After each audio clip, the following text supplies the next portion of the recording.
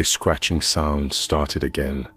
At 2:47 a.m., I'd been lying in bed for hours, staring at the ceiling, when I heard it coming from directly underneath me. At first, I told myself it was just the old radiator, or maybe a mouse that had found its way into the walls. But this was different. Deliberate, rhythmic, like fingernails dragging across wood.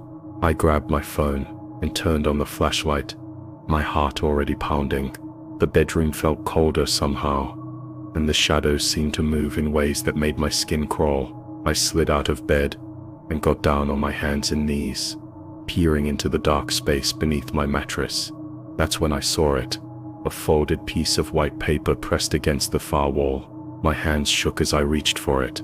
The paper felt old, almost brittle, like it had been there for years. But that was impossible.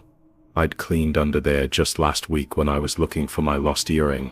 As I unfolded it, I could smell something musty and wrong, like dirt and decay. The handwriting was shaky, desperate. "She's been watching you sleep every night for 3 months. She stands in your closet when you're not looking. She knows you found this note. She's behind you right now." I shot through my veins.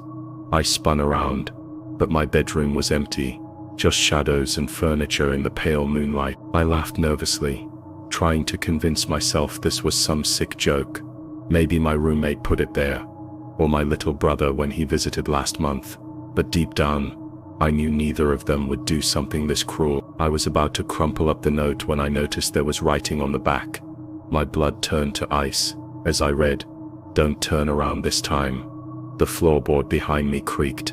I froze, every muscle in my body rigid with terror. My reflection in the dark TV screen across the room showed me sitting alone on the floor, but there was something wrong with the shadows behind me. They were too deep, too thick, and they seemed to be moving. Another creak, closer. This time, my breath came in short, panicked gasps. The note trembled in my hands as I stared at those final words. "Don't turn around this time." This time, like she'd been there before, watching me discover previous notes I'd somehow forgotten or blocked out. The temperature in the room plummeted. I could see my breath now, small puffs of vapor in the suddenly frigid air.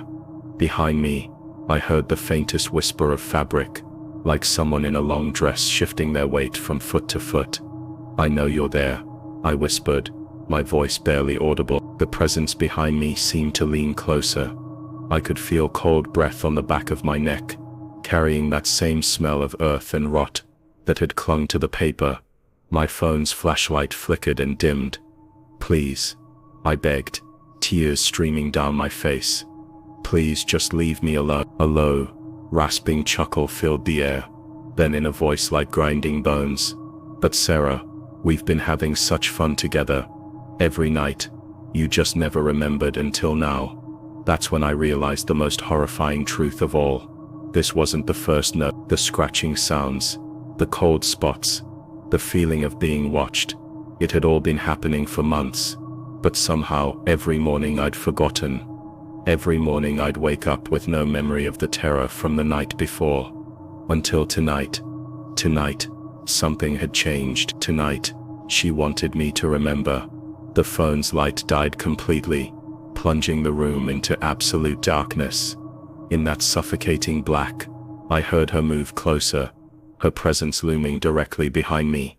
I squeezed my eyes shut and waited, the note still clutched in my trembling hand. When I opened my eyes, pale morning sunlight was streaming through my windows. I was lying in my bed, fully dressed, with no memory of how I'd gotten there.